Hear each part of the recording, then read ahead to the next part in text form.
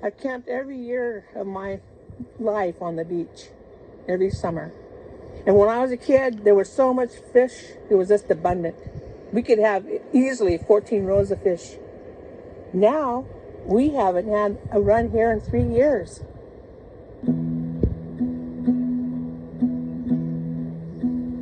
Our fish camps were set up for winter food storage. So we would go down and dip the fish out with an A-frame dip net. Firstly, we would put the fish on the logs, let them dry for a day, and then put them onto the beds of sand. And you need to do it down at the beach because you need that salt air to help preserve it. And it could take 2 to sometimes 3 weeks depending on the weather. So it takes some time. The hard part is preserving them because you have to sit there, fight off the seagulls that want to just take. The fun part's fishing for them. So you can imagine back in the day, this net would have been made out of virus fiber. So each individual strand of webbing was made from a natural material of iris. You had to break the iris down and then get that fine cord out of it, and then you would roll it on your leg to make the twine. So if you had one of these nets, it was pretty important because it took a lot of time and gathering and work to make one of these nets.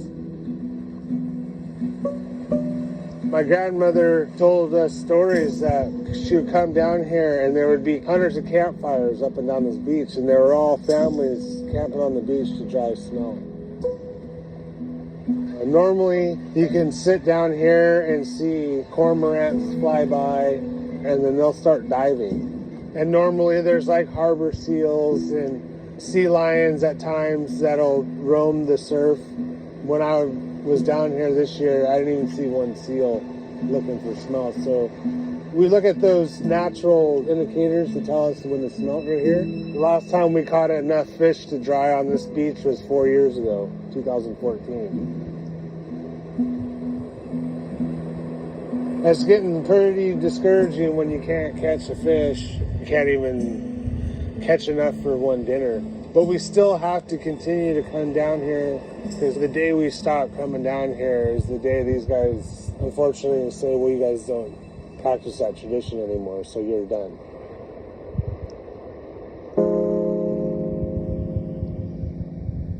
So we've had to fight for our rights to even camp.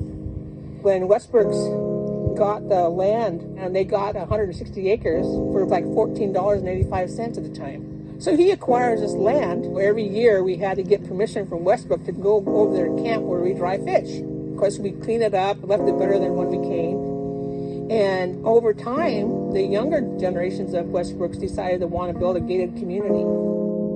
These houses have probably been developed in the last 25 years. There used to be a road right there.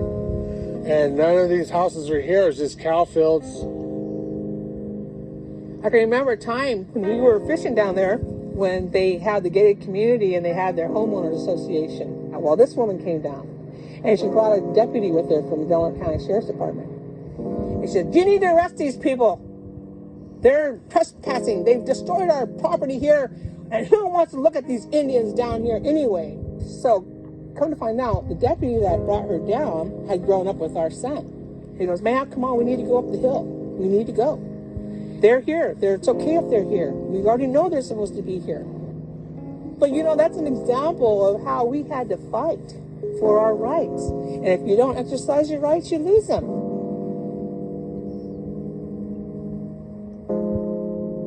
Indigenous peoples have been using these areas forever, and there is some level of management going on between people and environment. And so I think we're sort of far removed from understanding that intrinsic connection and sort of interrelationship. A lot of us humans have lost that we're in this together. If we don't consciously make choices to do something different, it'll still be the same.